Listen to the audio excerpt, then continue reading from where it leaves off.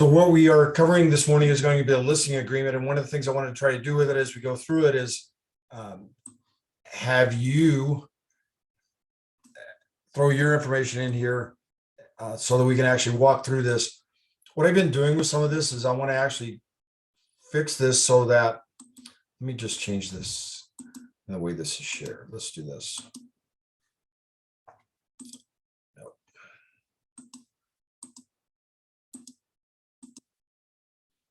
Where is that? Showing it back.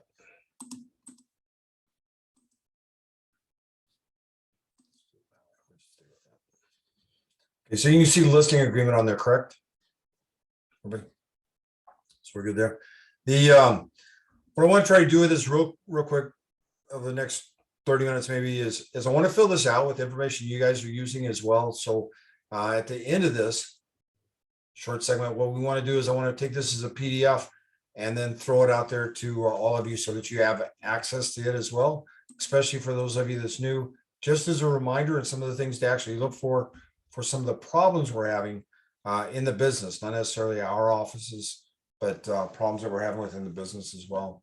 So we will, in doing this, I want to use your input on this. If you have anything different, I've already filled out the beginning of it. So for example, with the seller, what we want to do is we want to verify the tax records, make sure the tax records match with the information they're providing us. So we make sure that that's correct. And if you have anything different than that, or any other tips or ideas you want to throw in there, just unmute and jump in and we'll do that real quick.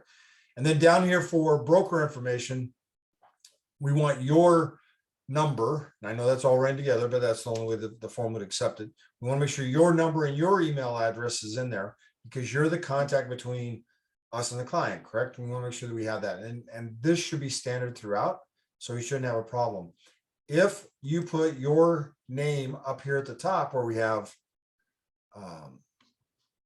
client brokerage information. Okay, let me fix this just for a second. There we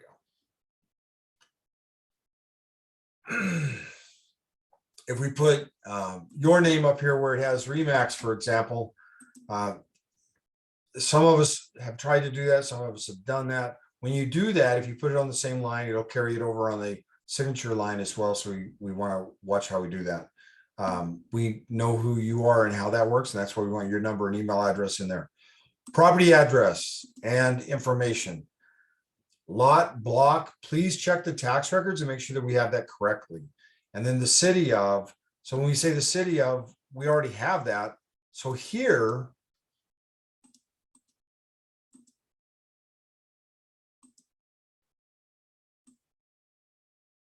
right here where it has address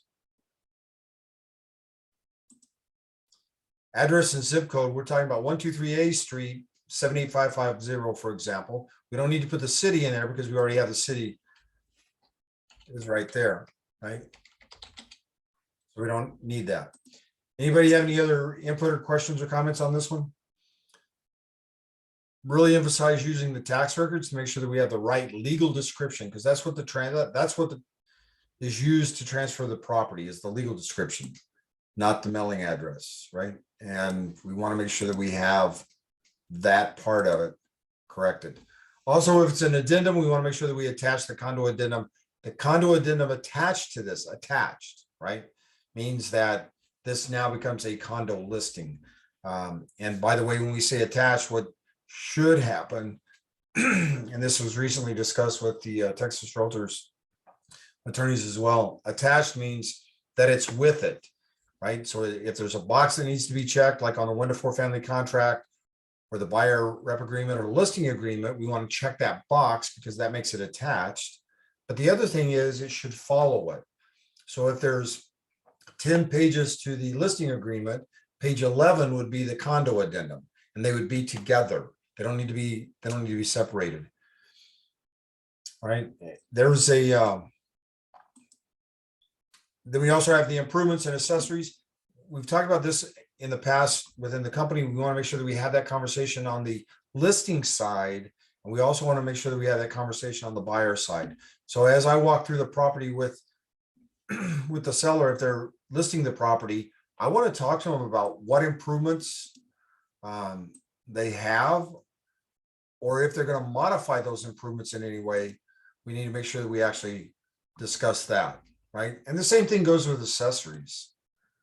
Any of the accessories, make sure if you're on the listing side, make sure you have that conversation with them so we don't have any issues. Anybody have anything on these two paragraphs they want to throw in here? Right. So the only other thing I would like to throw in here on this is, once again, on the listing side, the seller is supposed to transfer all rights to the software and application of things that are in the house. That's really important that we have that conversation with the seller so they know about it. We don't have any issues there. And then make sure the buyer gets that information. And one of the things we talked about is having the seller set all their devices back to default so that the buyer gets it. Everything's basic. We don't have any of the seller's information, usernames, passwords. We don't need any of that. Just set everything back to default.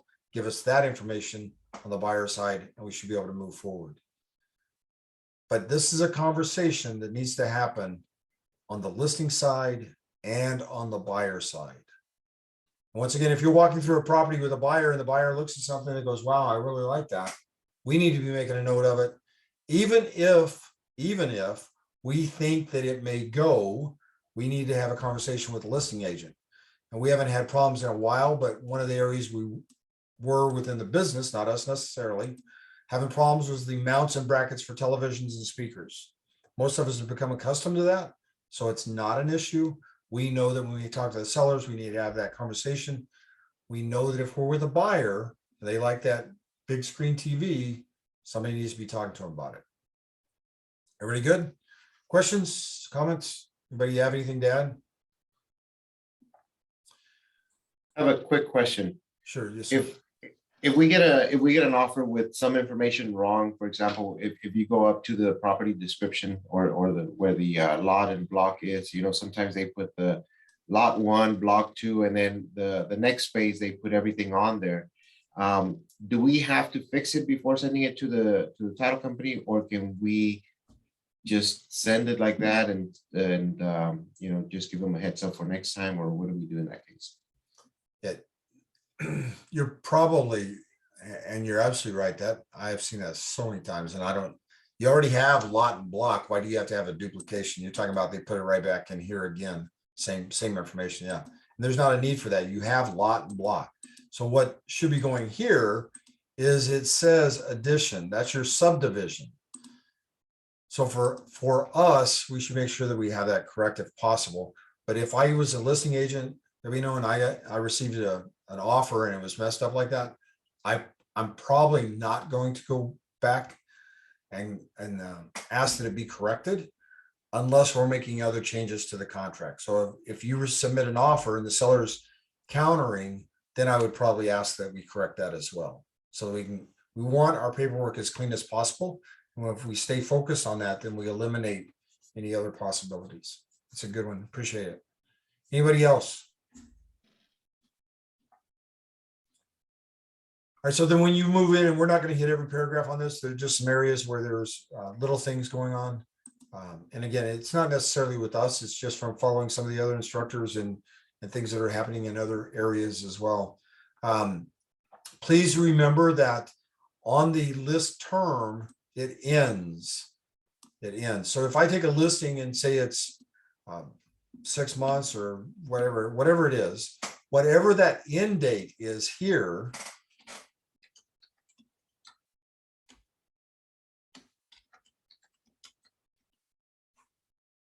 whatever that end date is, it ends at 11:59 that night.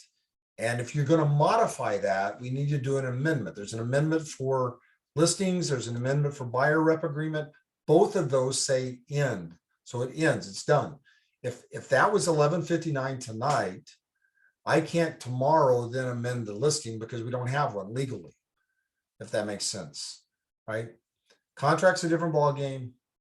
Listing agreement, buyer rep agreement specifically say ends on. And again, according to the attorneys at Texas Realtors, That's a key factor to remember, which is again, one of the reasons why we changed GMAR like we did as well when we did the MLS switch. The broker compensation.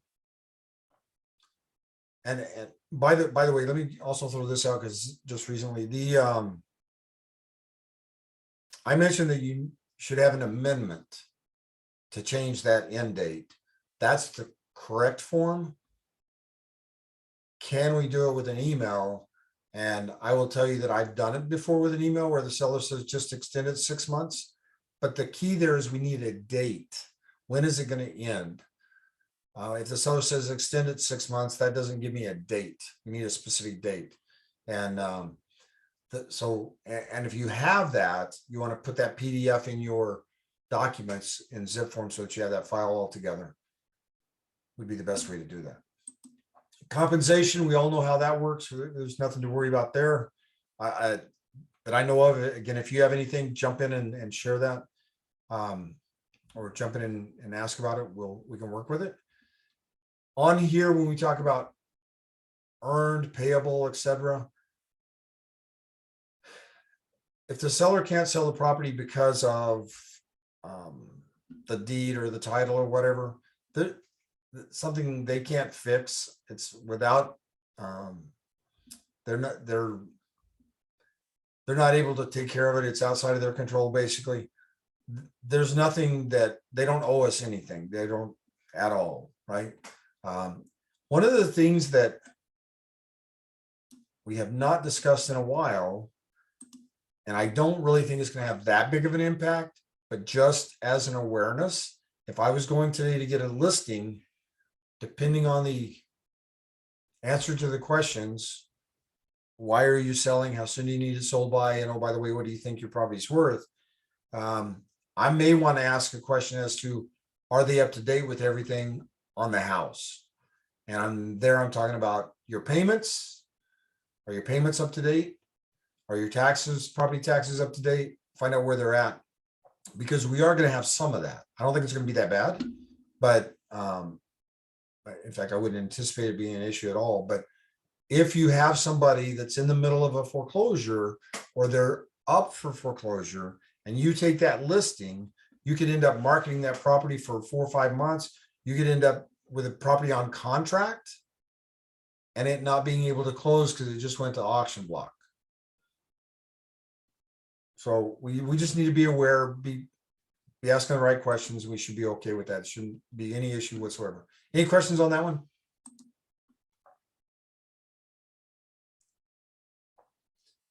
All right, so right here where it says reimbursable expenses, I'd just like to throw out that some people use the seller to reimburse brokerage for X amount of dollars if you terminate within the time period, or if you terminate this listing agreement early or something of that nature. Some people will say it's because of photos. Some people say it's because of marketing. You don't necessarily have to have anything in there, because the termination notice, if they want to terminate the listing, that termination notice has a place in there for charges, right? So if you want to terminate, we can do it at for this amount, right? And that's where you would get that that feedback. But I throw that out there because in my mind, if I put in here, if you terminate early, here's what you have to pay. You're telling them that happens. You're telling them that to think about that, in my opinion. And I personally, I've never used it. I wouldn't use it because it's on the termination notice anyway. So on the termination notice, it says that we'll terminate this agreement if you pay this. And if they refuse to pay, then we can take it off the market, right? Which is probably what we end up having to do with it because they don't want to show it anyway, right? But we still have a contract until they pay that fee or it expires. Does that make sense? So if you look at the termination of the listing notice, you'll see what I'm talking about on there, and specifically ask about a fee if they wanted to terminate. And by the way, just remember, as an agent, we're not necessarily allowed to do that, because all the listings, all buyers belong to the broker.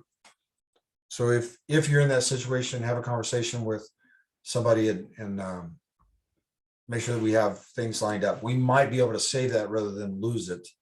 And then again, on the other hand, we may want to lose it, depending on what's going on with it. So.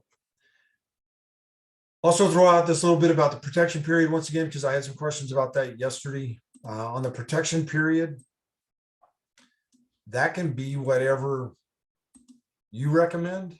I mean, whatever you think is best for your situation, which is what makes this business so unique. There's never a black and white in most cases. There's not a black and white answer to this. On the protection period, generally speaking, what we'll see 30 days. And part of that is because you don't really need it to be longer and that's just my opinion. You can have whatever you want. 30 days works. And here's why I would recommend 30 days is because if this was a listing, so within 10 days after it ends, I have to provide to the seller a written notice specifying the names of the individuals that seen the property through us. And I have to give them a list of names of people that have seen the property while we had it listed. If one of those individuals wanted to buy the property, then they owe us a commission. However, if they list with a member of Texas Realtors, so our listing expires today and tomorrow our listing expires today at midnight. There's 3 showings today. They list with somebody else tomorrow. One of those 3 showings decides to put in an offer, we get nothing. Right? So this is one of those paragraphs. It's there for a reason. It serves a purpose. If the seller is trying to terminate and you don't feel comfortable, you think there's something going on, then use this paragraph. But I'll tell you, I've never used it. And part of that is because of having to provide that list of names and you have the 10-day period to do that in. Questions, comments?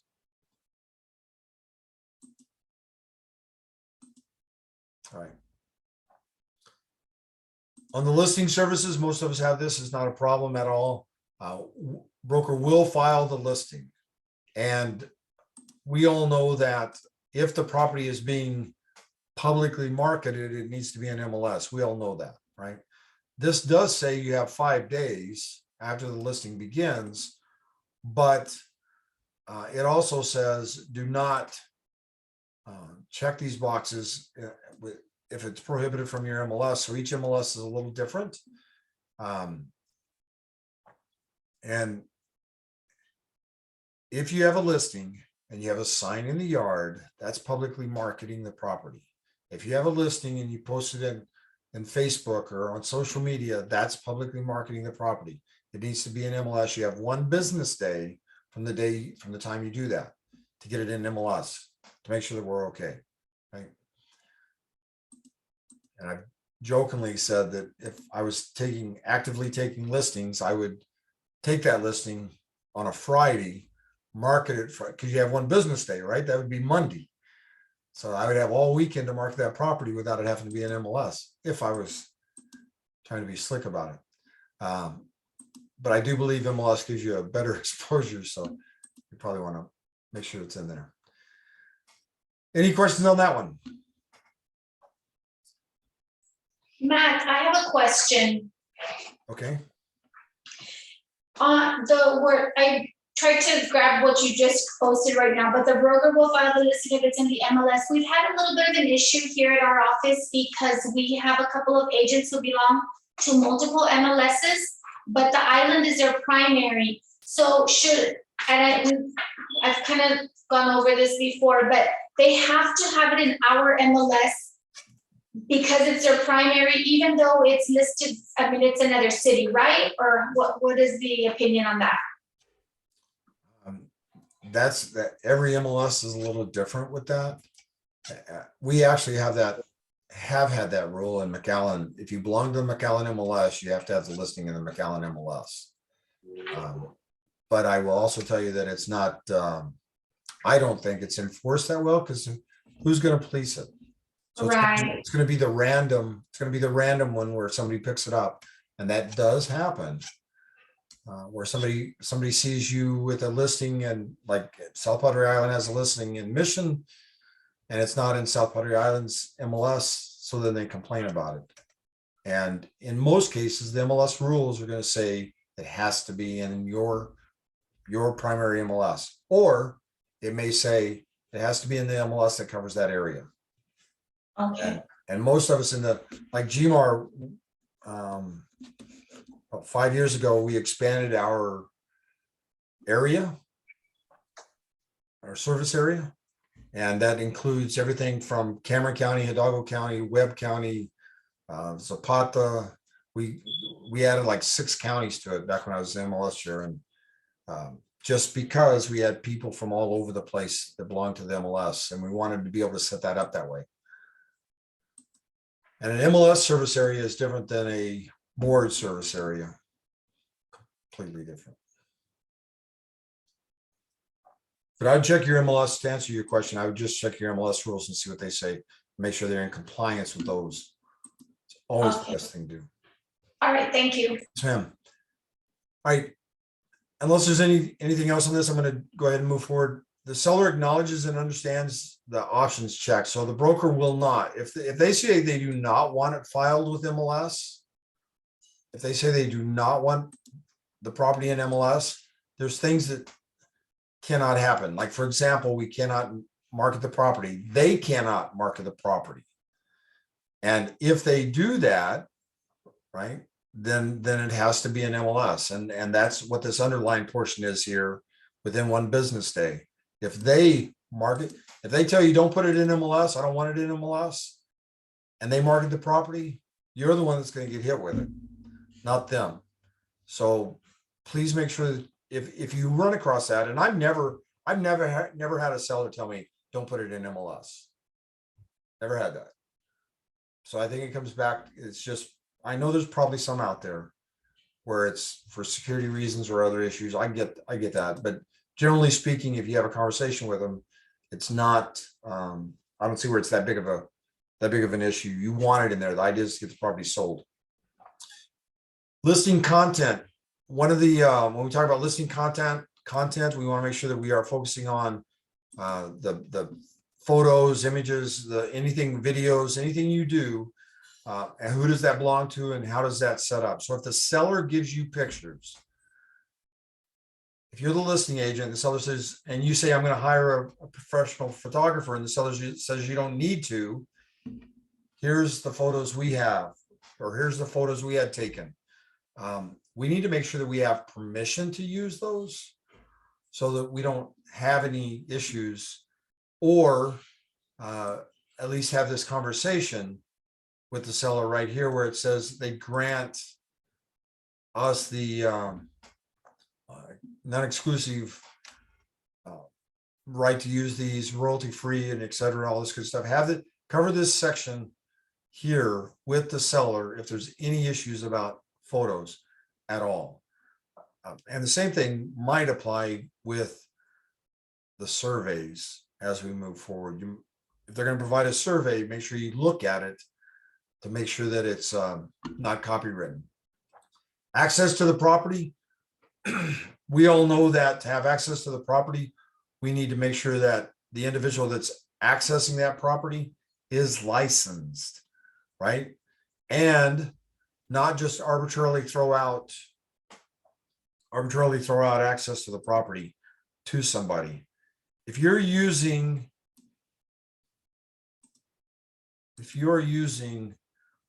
Century Lockbox or Super Lockbox, there's ways to give access to non-members. There's ways to do that. On the Century Lockbox, we actually just send a code and you can access it. It's a one-time code. On Super, you can do the same type of thing where you send them access to it. Just make sure that it's a licensed real estate agent that you're doing it with, because remember, nobody's allowed in the property unless they're licensed. Any questions there? So what are you guys putting in this 8 here, cooperating with brokers? Anybody?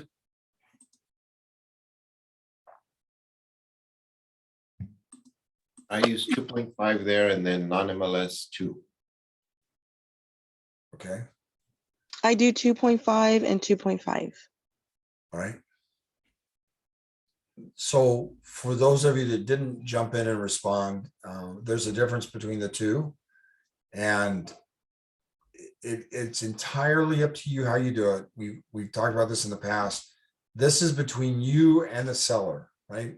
Because the listing broker and the seller are the ones that determine what the commission is going to be. And so we're an extension of the listing broker. So we determine what that's going to be and how that's going to work. This needs to be explained sometimes to the seller. You don't just randomly throw something in here. And one of the other areas that gets missed is this one. I see agents that have absolutely nothing there as a sub-agent. So a sub-agent would be if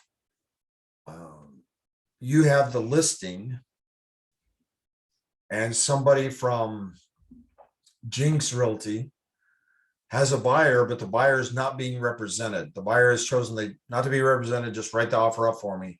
That would be a sub-agent.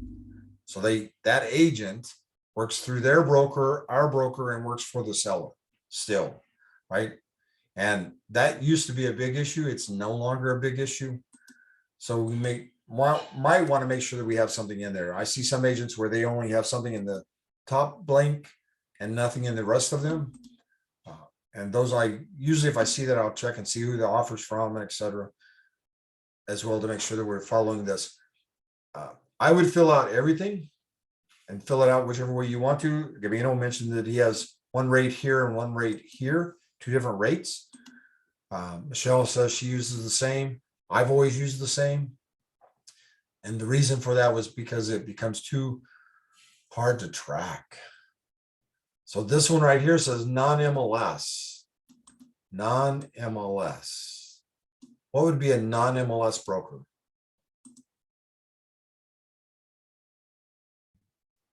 I've had that in the past, and I've had agents from other areas, San Antonio, giving me a call, wanting me to show a property. They're representing the buyer. So in that case, that's why I put the 2% on there. Usually I charge the 6% commission, pay 2.5 for MLS and non-MLS 2. But as soon as I get an offer, I do tell them, about the commission split. And if they're okay with that, we keep moving forward. It's just staying aware of what you have set up and how you're going to do it. If you have a standard, if you, not us, if you have a standard way of doing it, then you follow your system, right? And it can work either way. A non-MLS broker, and we just recently had this come up. I mentioned it, I think it was last week.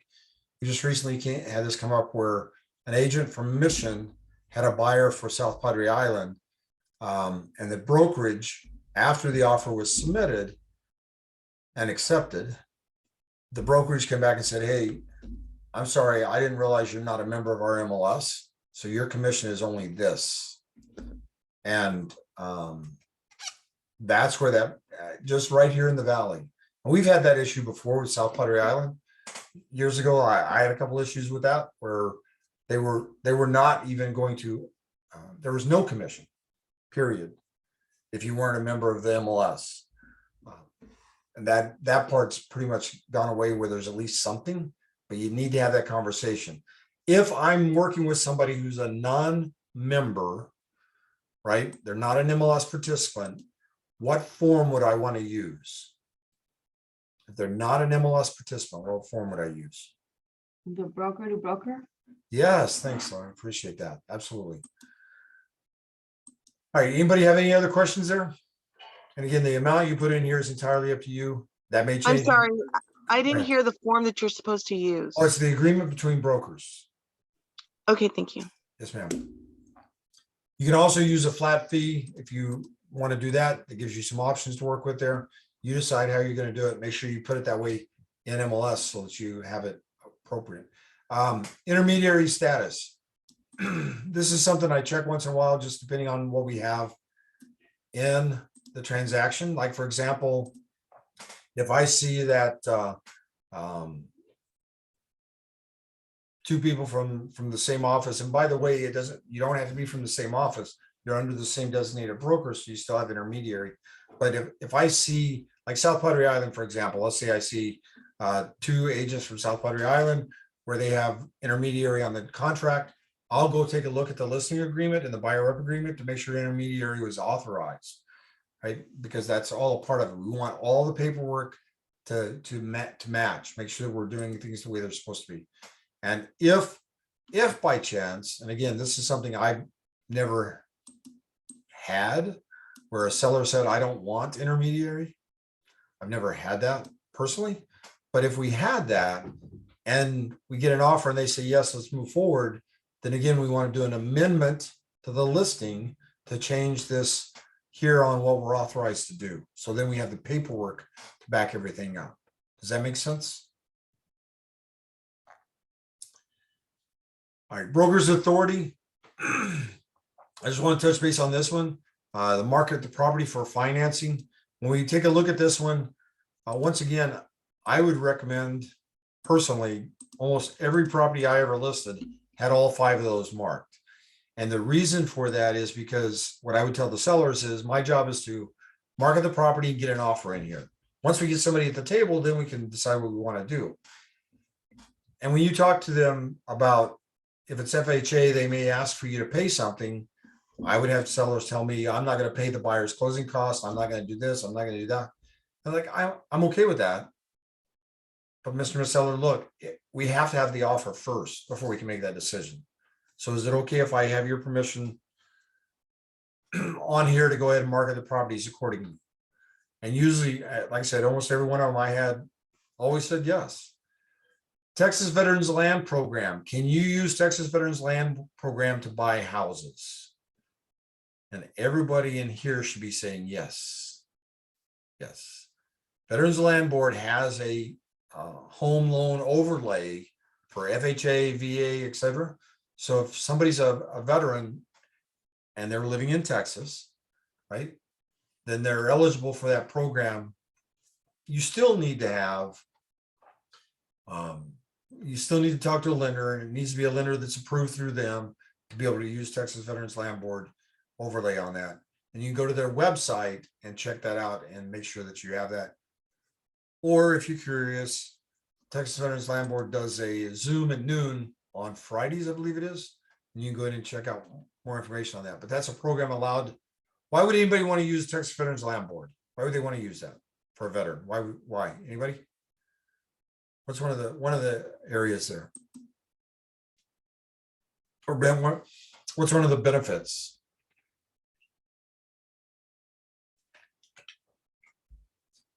So their interest rate is generally a little lower, not always, but generally it's a little lower. And if the veteran is disabled, they definitely get a discount on that interest rate. And that's, to me, is one of the main reasons for trying to use it. All right, we cover seller's representations, additional promises, make sure that we have that conversation with the seller. What are they saying we are allowed to do, not allowed to do? Right here on F, we want to talk about the maintaining the pool and any enclosures. The seller's responsible for maintaining that, not us. And if the property is vacant, we need to make sure that that is secured and not just left open in any way, shape, or form. Special provisions. What do we write in special provisions? Any special provisions? What do we write in there?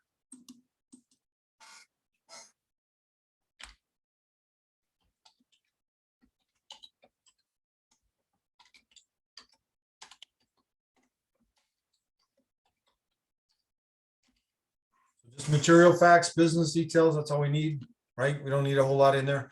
Never, ever, if this, then that kind of thing. We never want to put that in there at all. Here's the part that we're talking about attached. So these are the boxes, for example, and you notice information about brokerage services is already marked. That's the way the form is designed. for your listing agreement and your buyer rep agreement. It's already marked. We don't, and once again, we don't need in a transaction to share the information about brokerage services. We don't need that. There's some companies, there's one at the island, for example, almost every transaction they do, they share their information about brokerage services with us in the transaction, and we don't need that. And if I was the agent that was receiving it, I would probably kick it back to him and say, I'm sorry, we don't need this. And I know what you'll get in most cases is, well, my broker says I have to send it over. Okay, well, tell your broker to take a class. They have a broker responsibility course. They'll teach some of that stuff. Now, and we certainly don't need information about brokerage services is between you and your client. If Gabino was my seller, for example, I would have information about brokerage services with him. I don't need it with Gustavo's buyer. So we don't need to be sharing information about brokerage services at all. It's designed for you and your client. And the same thing here. Here's our condo listing. If we have a condo, we want that addendum attached. We want it attached. It should be the page 11 on this thing. Then additional notices. I would encourage you, and if you guys have anything different than this, jump in, but encourage you to cover some of this for sure with the seller to make sure that you're talking about some of the things that are important based on your conversation with them, right? What are they doing? What's going on with them? Where are they at? Remove or secure jewelry, prescription drugs, all that good stuff. If you see it out there, let them know that that might need to be something they put away or lock up. We'll make sure that we have that, for example. If it was built before 78, we know what needs to go there, right? Make sure that we have that. And then we have this one, which is an important part, in my opinion, for our area, making sure that we have that conversation beforehand. And it gives you the opportunity to have it and then check one of the boxes, is or is not. And the last one on this one is refrain from transmitting any personal information at all. And I'm absolutely certain you guys get some of the same things that I get. Yesterday, I received a phone call from a number, that unknown number. And it says, is this Henry McFarland? I'm like, I don't know. Who's asking? What? I mean, well, what's up? How can I help you? Is actually the way I responded. How can I help you? And he said, well, you own the property at this address. I'm like, I do? Wow. How do you know that? And he said he was an investor and he was going to make a cash offer I couldn't turn down. Yeah, no, I'm not doing any of this confirming anything, right? Because they're fishing for information and they may have been real, but I'm not going to verify anything, and ended up terminating the conversation. I was actually pretty proud of myself because I did that without being belligerent. So that was a good deal. Down here, broker or associate's signature, that's you. We always want to make sure that we have that on there, because once again, if we don't sign this, so the seller signs it, but we don't have a contract. And please remember that we always provide copies of this to the client, right? Any questions there?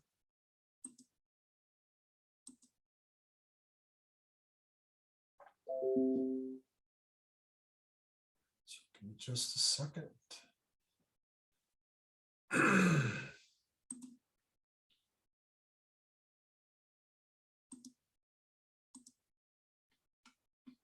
Just a minute. I'll get this for you.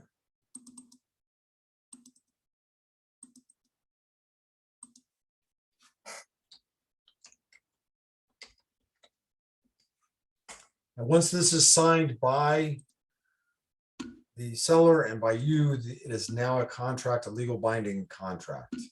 And we want to make sure that we represent it that way as well, so that if there's any conversations about anything, remember you are obligated, and so are they, to what we have in this contract.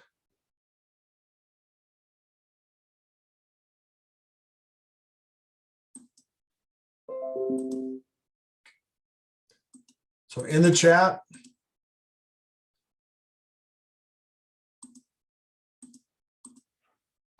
is a copy of the listing agreement we just completed. For those of you, if you want to use it as a reference, you have that, so you have something to work from.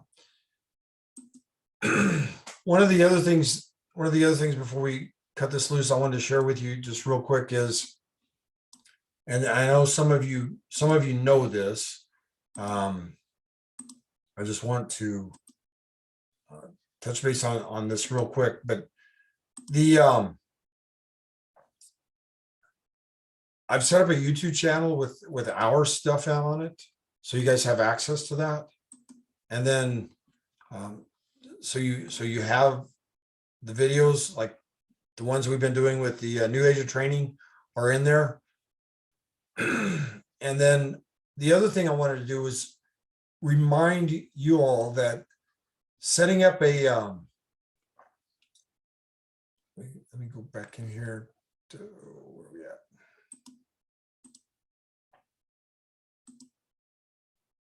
Here we go. I want to remind you all that this is one I showed a while back. If you, and I'll throw this link so you have it, so you can take a look at some of this in here as well. The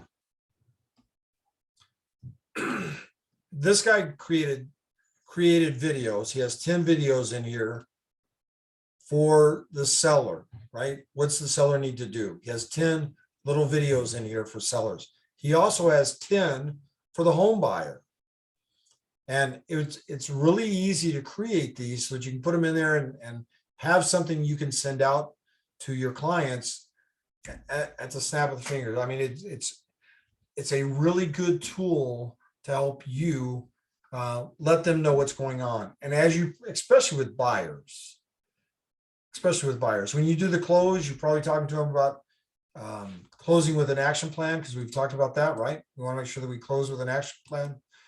Talk about that new agent training, and then so we cover it there. And then when it comes up, we say, okay, tomorrow we're going to do inspections, or tomorrow the inspector is going to be there. Here's what may or may not happen, and we'll adjust accordingly. And you explain how that works, but here's an opportunity to actually send that out to them so they know what's going on. Like, here's a little video on home inspections and appraisals. You create that, and most of these, once again, if you take a look at them, they're 3 or 4 minutes at the most, 3 minutes at the most, right? And that's all you need to be able to provide to the buyer or the seller, something real small, just to let them know you're looking out for their interests. All right. And again, I threw that link. Oh, I think I threw that link into one person. Hold on a second. There we go.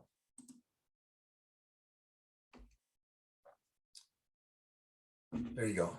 So you guys should have that. You can use it. That's the link to this YouTube channel. Right? Any questions there?